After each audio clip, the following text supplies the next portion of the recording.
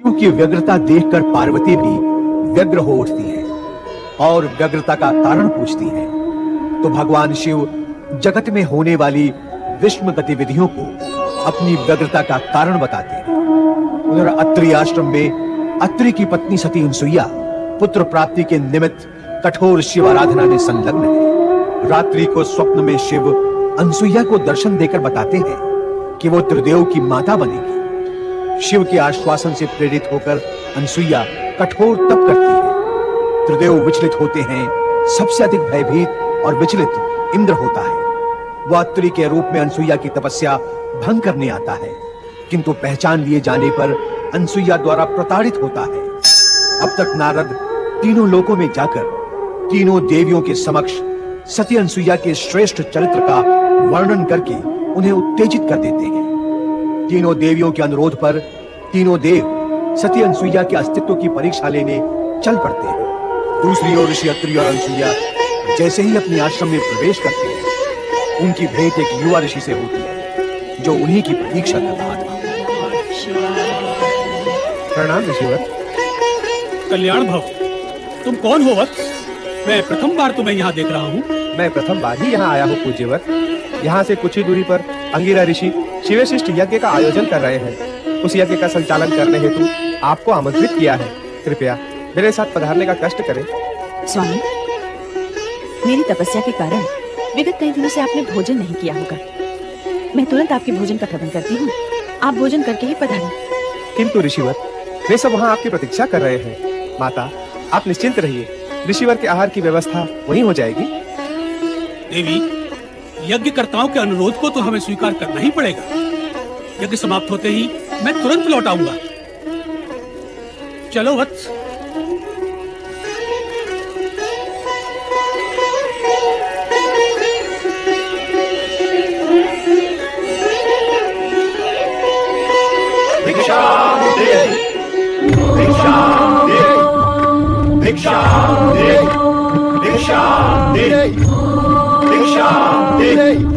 साधु जनों को प्रणाम। कल्याण भव। साधु महाराज, मैं अभी अभी बाहर से आई हूँ। आप कुछ समय के लिए प्रतीक्षा करें, मैं तुरंत आपके लिए फलाहार का प्रबंध करती हूँ। देवी, भिक्षा प्राप्त करने से पूर्व हम अपने नित्य नियम का पालन करेंगे। अपने नियमों के अनुसार हम उसी गृहिणी से भिक्षा ग्रहण करते हैं जो निसंकोच होकर हमें भिक्षा दे। अर्थात यही कि पर पुरुष जैसा व्यवहार न करके लाज, मर्यादा और संकोच को त्याग कर हमें भिक्षा दे। ये कैसे संभव है? विचित्र मांग है आप तीनों की। कोई भी पतिव्रता सन्नारी इस प्रकार की स्थिति के लिए कभी तैयार नहीं होगी। भला भला पर पुरुषों के सामने कोई भी स्त्री अपनी लाज और मर्यादा का त्याग कैसे कर सकती है? आप निसंकोच व्यवहार की अपेक्षा क्यों करते हैं मुझसे? लाज और मर्यादा तो नारी के आभूषण होते हैं और आप आभूषणहीन रूप में मुझे क्यों देखना चाहते हैं? लगता है आपके मन में कोई खोट है। हमारे प्रति शंका और संदेह रखने वाले को हम अपने क्रोध की ज्वाला से तुरंत भस्म कर देते हैं। हम सच्चे तपस्वी हैं।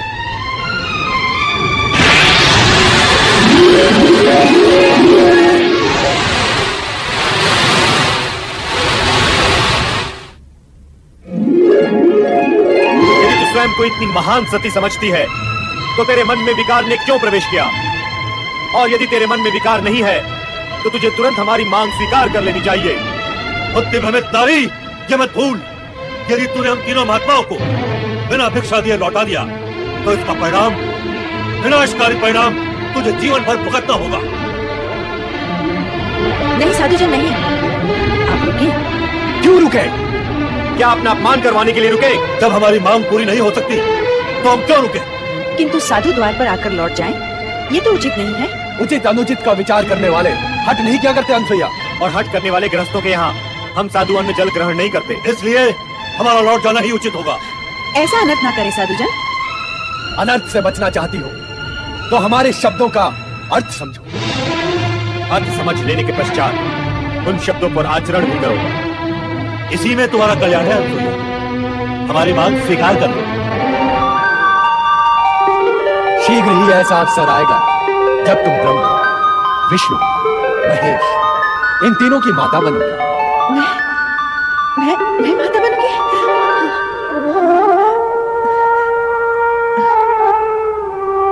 क्या अब हम लौट जाएं? लौटना ही होगा। ऋषि के द्वार से कोई निराश लौटता तो नहीं, परंतु क्या करें, जैसी विधाता की इच्छा। मुझे आपकी मांग स्वीकार है। भली भांति विचार कर लिया तुमने? नारी सुलभ मर्यादा और लाज का प्रश्न मत उठा देना। अनसुईया, निसंकोच होकर व्यवहार करना। अवश्य, जैसा आप चाहते हैं मैं वैसा ही करूंगी। किंतु आश्रम के बाहर रहकर मैं आपकी मांग कैसे पूर्ण कर सकती हूँ? इससे आश्रम की पवित्रता भंग होगी। आप सब भीतर कुटिया में पधारें।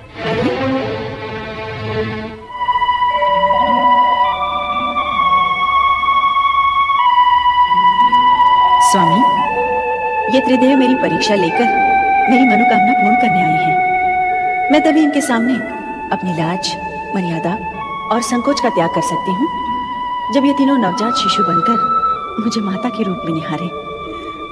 मुझे अनुमति प्रदान करें स्वामी, प्रदान करें।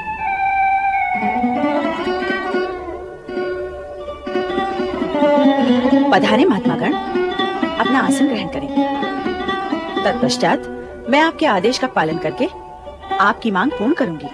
मेरी लाज, मर्यादा और पतिव्रत धर्म की रक्षा हो।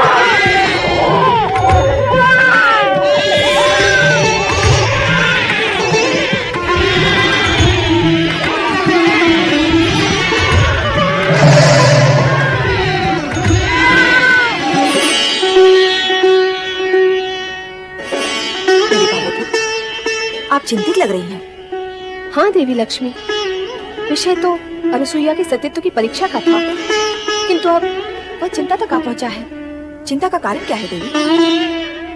अनुसुईया के सतीत्व की परीक्षा लेने त्रिदेव यहीं से गए हैं। अब तक तो उन्हें लौट आना चाहिए था, किंतु लौटे नहीं। यही चिंता का कारण है।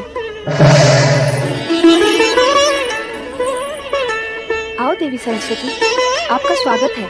स्वागत कर रही हूँ, किंतु उदास हूँ। लगता है विषय वही अनुसुईया की महान सती होने का है। ऐसा ही कुछ है।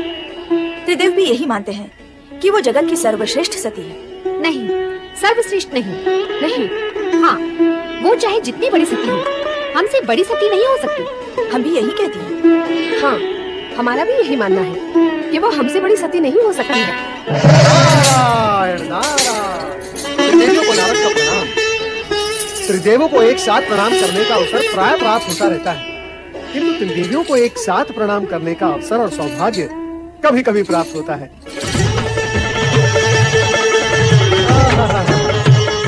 आज कैलाश पर त्रिदेवी सम्मेलन है। अवश्य ही कुछ विशेष प्रसंग होगा, किंतु त्रिदेवियों की शोभा तो त्रिदेव से है। कहाँ है त्रिदेव? नारायण नारायण। मैं तो विष्णु लोक ब्रह्म लोक दोनों में भ्रमण करके आ रहा हूँ। दोनों लोग सूने पड़े हैं और यहाँ पर भगवान भोलेनाथ भी नहीं है। आप तीनों को तो अवश्य ज्ञात होगा ही। त्रिदेव कहाँ है? नारद, तुम वाक्पटु तो हो ही, अभिनय पटु भी हो। तुम तो ऐसे अज्ञानी बन रहे हो जैसे तुम्हें कुछ ज्ञान ही न हो। कैसा ज्ञान माता? क्या तुम नहीं जानते कि त्रिदेव अनुसुईया के सतीत्व का अभिमान चूर चूर करने गए हैं?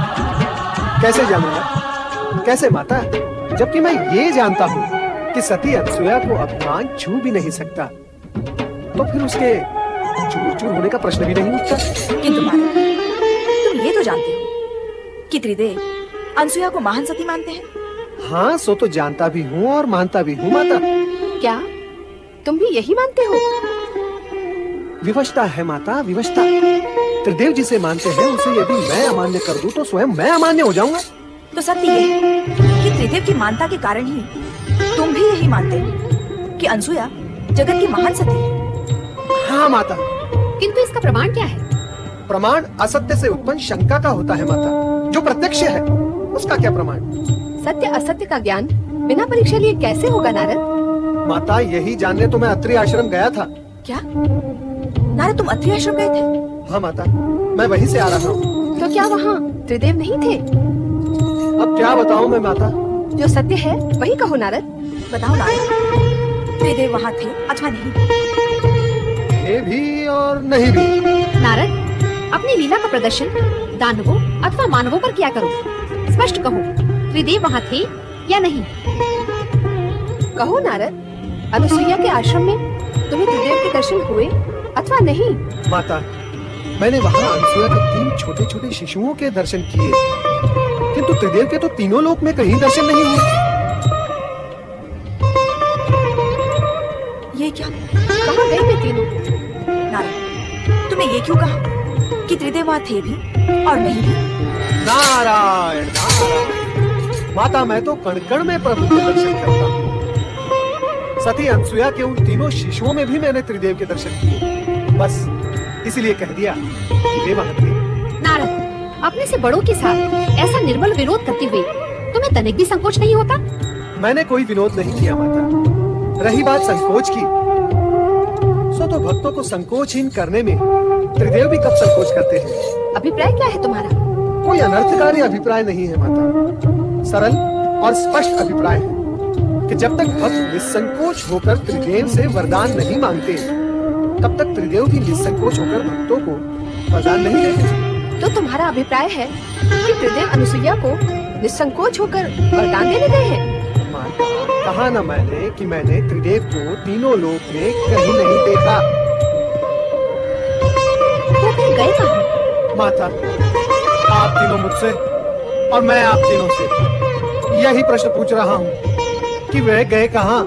नारद, तुम जब अत्रि आश्रम गए थे तो तुमने अनुसुईया से उनके विषय में नहीं पूछा? तो क्या अनसुईया ने 3 शिशुओं को एक साथ जन्म दिया है? हमें तो इस विषय में भी कुछ ज्ञान नहीं था कि अनसुईया माँ बनने वाली है। पर माँ बनने वाली इतनी कठोर तपस्या कैसे कर सकती है? नारायण नारायण। कहीं ऐसा तो नहीं हुआ कि सती अनसुईया की परीक्षा लेने गए त्रिदेव को स्वयं परीक्षा देनी पड़ गई हो? नारायण नारायण। अर्थात पृथ्वीलोक की भाषा में उन्हें कहीं लेने के देने पड़ गए हो। और फिर आवश्यक थी कि सदा त्रिदेव परीक्षा देने पर उत्तीर्ण नहीं हो जाए। नारद, तुम हमारी चिंता कम करने की अपेक्षा उसे बढ़ा ही रहे हो। माता, यदि मेरे वश में होता तो मैं आप तीनों की चिंता कम क्यों करता? नारायण नारायण। अर्थात जड़ मूल से मिटा ही न देता। पर क्या करूं माता, विवश हूं। नारद, ऐसा लगता है कि तुम हमसे कुछ छिपा रहे हो। छिपने वाले तो छिप ही गए माता, अब मैं क्या छिपाऊंगा? नारद, तुम तो त्रिकालदर्शी हो। दिव्य दृष्टि से देखकर बताओ कि इस समय त्रिदेव कहाँ है? दिव्य दृष्टि और दिव्य शक्ति से तो आप तीनों भी संपन्न हैं माता। फिर आप ही स्वयं अपनी दिव्य दृष्टि का उपयोग करके देख लें कि आपके पति कहाँ हैं, कैसी स्थिति में हैं और क्या कर रहे हैं। अब तो हमें यही करना होगा। हम व्यर्थ ही उद्विग्न हो रहे हैं। चलो देखते हैं।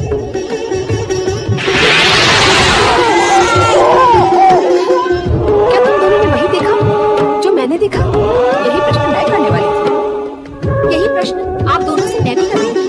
क्या प्रश्न है आप तीनों देवियों का? अरे मैं भी तो सुनूं।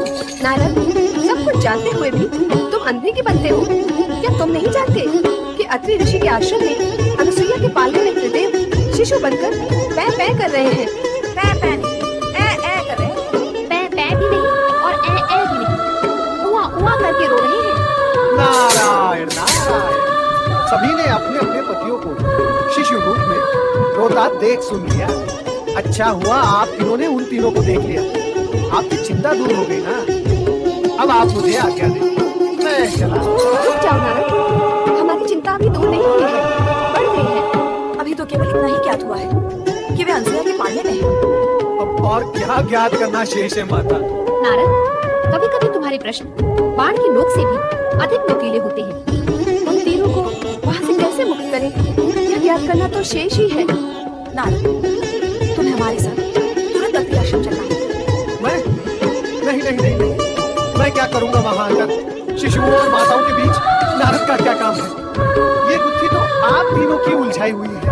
अब इस गुत्थी को आप तीनों ही सुलझाएं। मुझे आज्ञा दें। नारायण नारायण। अब नारद का आश्रय क्यों नहीं? क्यों ना हम स्वयं भी अत्रि आश्रम चलें? यही करना होगा।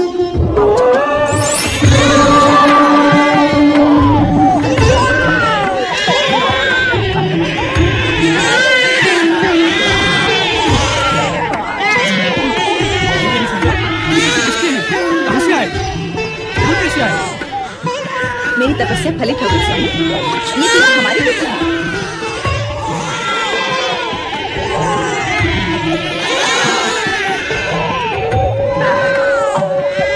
ऋषिवर अत्रि,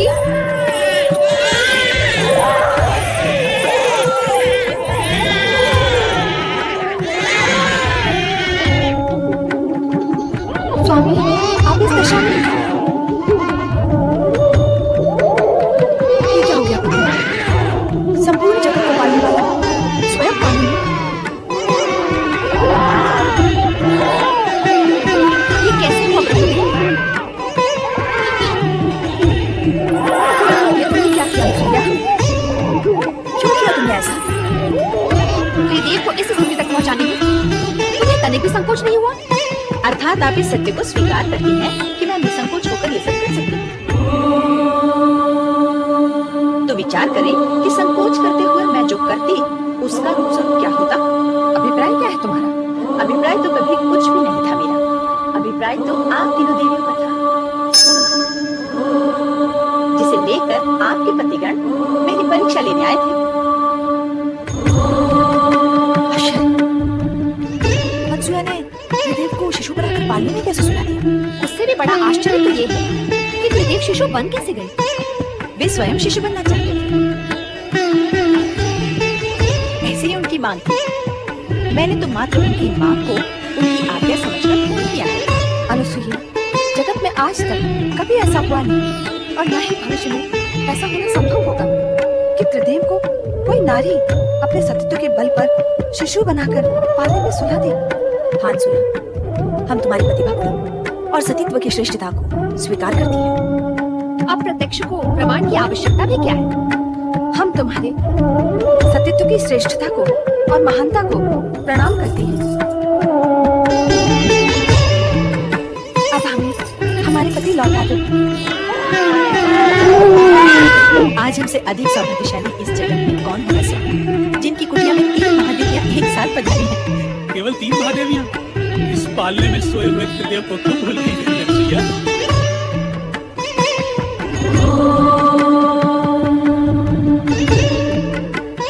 ऋषिवर, कृपा कर अनुसुईया से कहें कि वे त्रिदेव को उनके मूल रूप में प्रकट करें। क्या त्रिदेव स्वयं ऐसा नहीं कर सकते?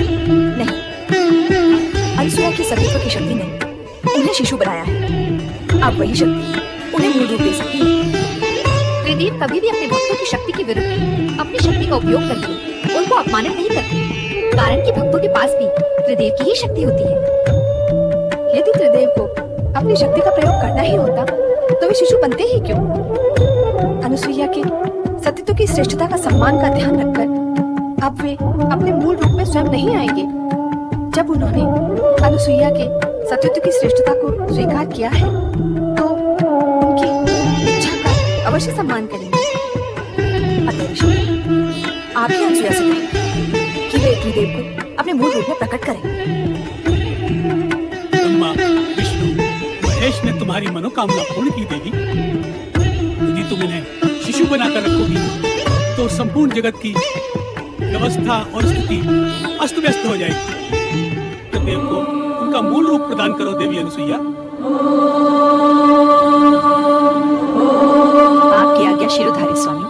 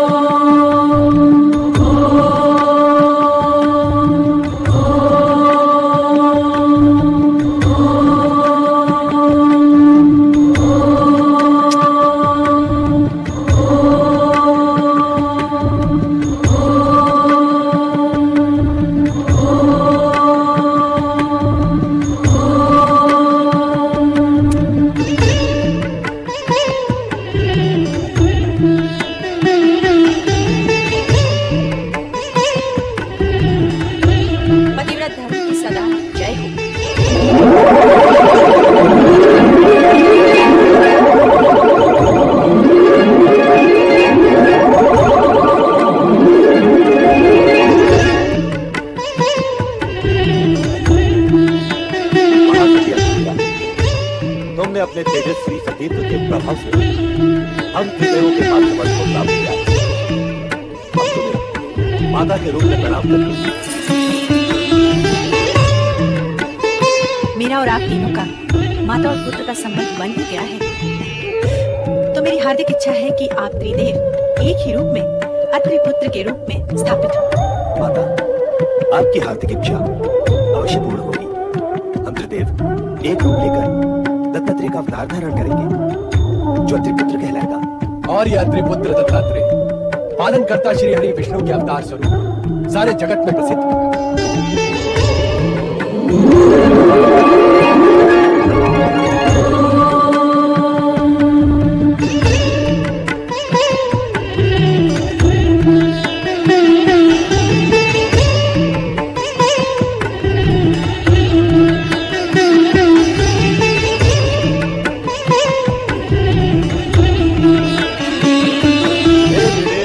दत्तात्रेय, आप हम त्रिदेवों की सम्मिलित शक्ति के धारक होते हुए सौम्य, शालीन, परोपकारी एवं शांत प्रकृति के हैं। और भगवान दत्तात्रेय एवं विष्णु अवतार के रूप में आपकी कीर्ति दिग दिगंत तक व्याप्त रहेगी। हे अत्रि अनुसुईया पुत्र, आप संसार में भक्ति, ज्ञान, वैराग्य और सद्भावना का प्रकाश प्रकाशित करेंगे। हे संत वेशधारी दत्तात्रेय, आप जगत में अवधूत के वैराग्य प्रदर्शक नाम से प्रसिद्ध हैं। जो भक्त सच्चे मन से आपकी पूजा आराधना वे नाम स्मरण करेगा, वो हम तीनों को प्राप्त होगा। साथ ही वो त्रिदेवों की कृपा का अधिकारी। दत्तात्रेय, जो भी भक्त आपका नाम स्मरण करेगा वो सदा धन, वैभव और संपन्नता से पूर्ण रहेगा। इतना ही नहीं, आपकी भक्ति करने वाले भक्त का ज्ञान चमत्कार पूर्ण होगा। ज्ञान व विद्या में वो सदा अद्वितीय रहेगा। जगत में भक्ति और वैराग्य की धारा आपके नाम से ही प्रवाहित होने लगेगी। देव और त्रिदेवियों ने अपनी कृपा का जो प्रसाद दत्तात्रेय को प्रदान किया है वो अभूतपूर्व है। जगत में ऐसी उपलब्धियां सरलता से प्राप्त नहीं होती। तीनों लोकों की संपदा से अधिक प्राप्त किया है दत्तात्रेय ने। त्रिदेव और त्रिदेवियों ने शेष कुछ भी नहीं छोड़ा। जगत में जो श्रेष्ठ है वो सब प्रदान किया है दत्तात्रेय को। तुम धन्य हो दत्तात्रेय। प्रणाम माता, प्रणाम पिता श्रेष्ठ। मैं दत्तात्रेय इस जगत को धर्म का संदेश सुनाकर प्राणियों को कल्याण मार्ग के लिए प्रेरित करता हूं।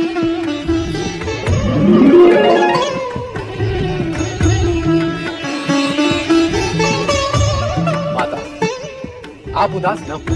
हमने ही स्वप्न में आकर आपको पुत्र प्राप्ति के लिए तपस्या का उपाय सुझाया, इसलिए हम अपने अंश से आपको ऐसा रुद्रावतारी पुत्र प्रदान करेंगे जो सदा आपकी सेवा में रहेगा। रुद्रावतारी शिवांशी प्रकट हो।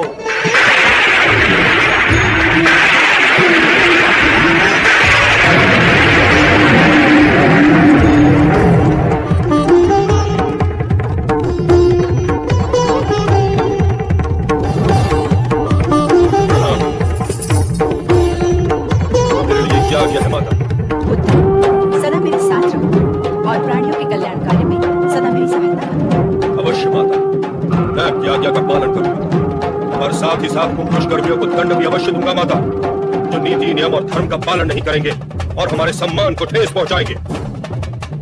देवेश्वर, आपका ये रुद्रावतार तो जन्म से ही रौद्र रूप धारण करने लगा। इसे कहिए कि अपने क्रोध पर अंकुश रखिए। रुद्रावतारी शिवांशी, यदि तुमने अपने क्रोध पर संयम नहीं रखा तो जनसाधारण तुम्हें शिवांशी न कहकर दुर्वासा के नाम से पुकारेगा। जनसाधारण मुझे क्या पुकारेंगे इसकी मुझे तनिक भी चिंता नहीं है प्रभु। मैं तो मात्र इतना चाहता हूँ कि वे दुष्कर्मी मुझसे भयभीत हो ताकि वे पाप कर्मों से बचे रहें। स्वामी, आपने स्वयं मुझसे कहा था कि आप ऐसे रुद्रावतार को प्रकट करना चाहते हैं जिसके भय से लोग अनाचार तथा अत्याचार करने से बचे रहें। अब शिवांश को अत्रि अनुसुईया के पुत्र के रूप में प्रकट करके वह कथन सत्य कर दिखाया। पुत्र, तुम्हें देखकर ऐसा प्रतीत होता है कि अपने स्वभाव के कारण तुम दुर्वासा के नाम से ही प्रसिद्ध होगे। आपके वचन सत्य सिद्ध होंगे माता पार्वती। अब मुझे आज्ञा दीजिए, मैं देहाग्नि से तप रहा हूँ, शीघ्र स्नान करके शांत होना चाहता हूँ। माता अनुसुईया, मैं स्नान करके लौटूंगा, मेरे लिए भोजन की व्यवस्था अवश्य करूँ।